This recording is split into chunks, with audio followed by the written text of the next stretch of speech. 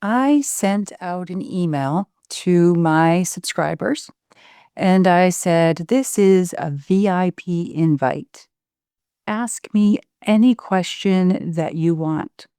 No question is off limits." And this was an exclusive invite just to my email subscribers. And so if you want your question answered, how do you get that answered? Become an email subscriber. So I received a bunch of questions and I decided that's going to be part of the podcast episodes coming up. And those are going to be the first ones that get answered. And so I got quite a few. And I'm going to start with one that is kind of long, but I'm going to read it. I'm going to read it exactly as it's written. And they actually also have the option of saying that they want it to be anonymous or not. And I'm going to share exactly how she wrote it. Here's the question. Hi, Anne. This is an anonymous question. I'm in my 60s and have been a paralegal for almost 38 years in litigation defense in large firms. I'm well versed with e-discovery platforms and now AI, thanks to you. I'm fluent in Excel, PowerPoint, and Case Notebook. I'm not afraid of technology. I have complex document management, expert deposition prep, and jury trial experience. I make a good salary and substantial overtime. All right, all you guys listening are saying, "Ooh, okay, what's the problem here?" While I embrace being a workaholic, ooh, don't know that I like that, but okay. While I embrace being a workaholic, there is little work-life balance and no reward other than more work. We can all see that. I'm not ready to retire, but don't want to continue putting in 50 to 60 hours a week with a commute on top of that. I do not want to be a hot seater during trial. Doing it during a mock trial was extremely stressful. Sales is not my strong suit. I'm exceptionally detail oriented and used to working under pressure. How can I parlay my experiences beyond a big law firm? Where do I go from here? All right. Where do I go from here? So, in her 60s, lots of experience. Like, wow, that is a great amount of experience, I have to say.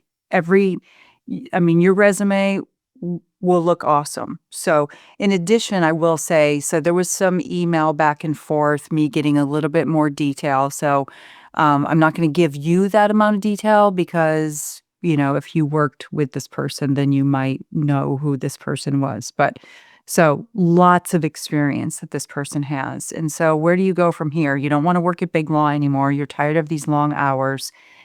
My first thought is in-house.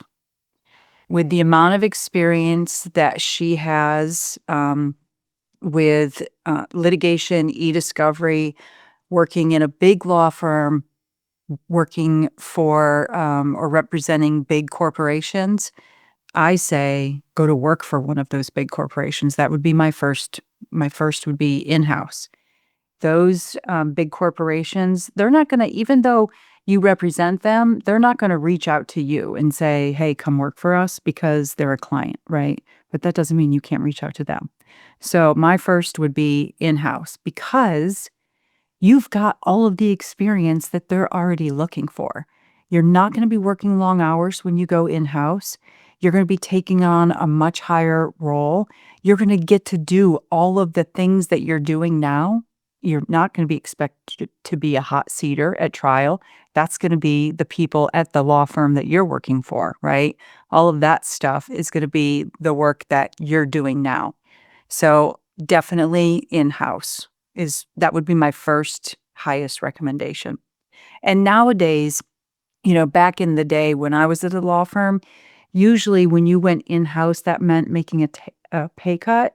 But nowadays, that's not the case. The in-house paralegals that I talk to, they're not taking pay cuts when they go from a law firm to in-house. So that would be my first recommendation. My second recommendation would be, so you said not sales, but I'm going to say a vendor, but not as a salesperson. So they have these roles that are either titled project manager or litigation consultant, but mostly project manager roles. And I've talked to a bunch of them. And what they are former litigation paralegals who go to work for e-discovery or trial type vending companies. And you are a project manager. And that's a person who's appointed to a sales, like a high level sales role, so that when they bring in these big projects, they need someone to manage them. And they want someone with a high level experience like you to manage that project. Someone who knows what it takes to manage a litigation case. Someone who knows what it means when a big e-discovery project comes in, how to do that project. So you're not physically doing the e-discovery files, right? They've got the tech people that are doing that. You're managing the tech people and you're interfacing between the client, like the paralegal at the law firm and the attorneys at the law firm. You're interfacing between them and the tech people and the salespeople. And from what I understand with the vendors and the project managers that I've talked with, litigation paralegals with your level experience are perfect for those roles. So that's my second recommendation. My third would be a role that would be along the lines of like regulatory or compliance.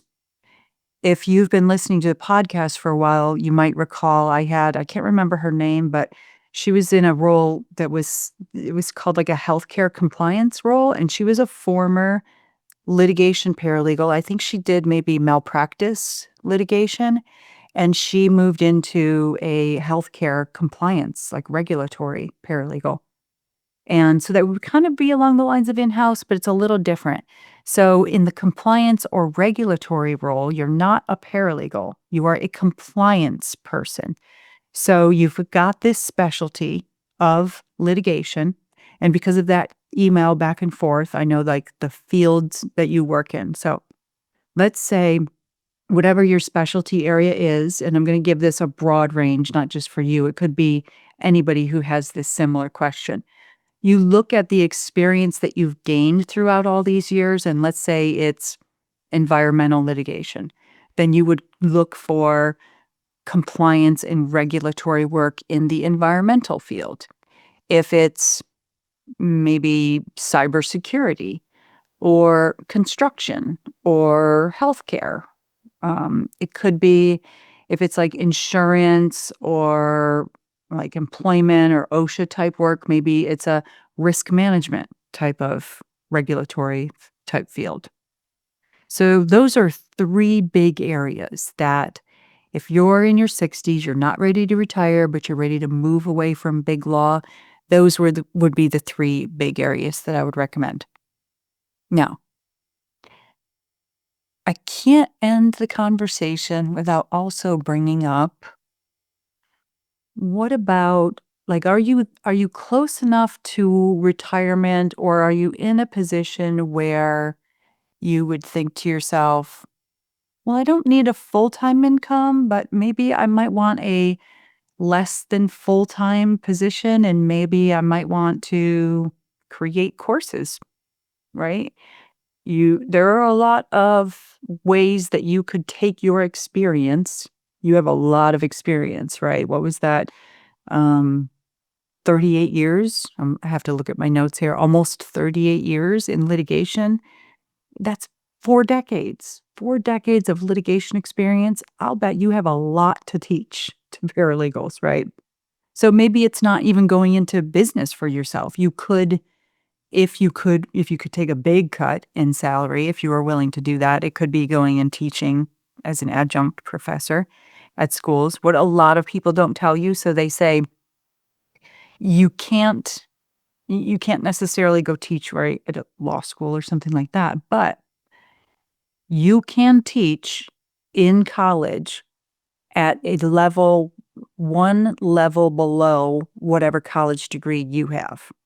Okay, so most schools. So if you have a bachelor's degree, you can teach at an associate degree college. If you have a master's degree, you can teach at a bachelor degree college. So look into that if that's something, if you that would be a big pay cut if you're going from big law to that. Just something to think about. But go back to those main 3 areas, okay?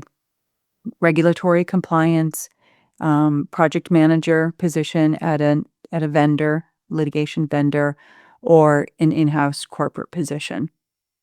Probably the vendor and the in-house corporate would be the most lucrative.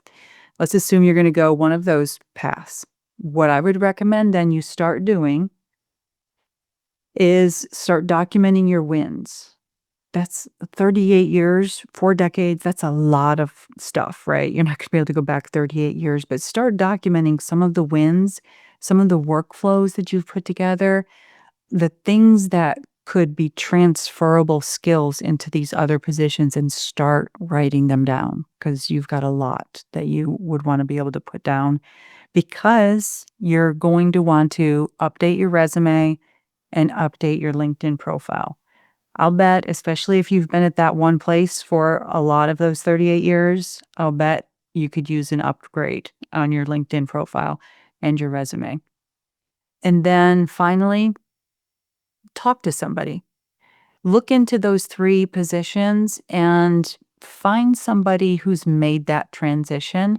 Maybe even reach out to so I've had a couple of people on the show, look at some of the podcast episodes that I've had and maybe reach out to those people on LinkedIn and say, "Hey, how did you make the leap?" You could even do a search on LinkedIn if you did the keyword search, right?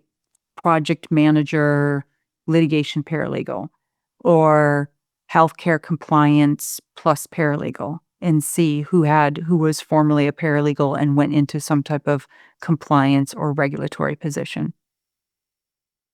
All right, so I hope that helped. And again, these questions, the reason why I'm doing these as podcast episodes is that I think that a lot of people might have similar questions. Some of the questions that I've seen come in, I think are the ones that I'm choosing first are ones that are gonna be common, I think, to a lot of people, right? People who, "Yeah, I'm not quite ready to retire, but I'm kinda tired of the long hours." And some of the questions are gonna be, about finding positions, transferring, all kinds of stuff. I've got a whole bunch of good ones coming up. So you guys are choosing the topic, and that's what the podcast episodes are gonna be about, at least for the next near future. I'm gonna jump in on some of the topics that I wanna talk about too, but if you wanna get on the Q&A and send your question in, then go to the website, our website, obviously, paralegal-bootcamp.com. And there's all kinds of ways that you can get on the email list. You can go to the bottom of the page. You can sign up for the newsletter there. You can go to one of the blog pages. There's usually a way that you can download one of the strategy newsletters, or there's a fast track tip page. You can any of those ways, and you'll be on the weekly newsletter. And that's how you get notified when these new podcast episodes come out. I send out the newsletter every week that says, "Hey, here's the new podcast episode," and you get notified by email every week. All right, that's it for this week's episode. Have a great week, and I hope that the answer to this question helped. Bye for now.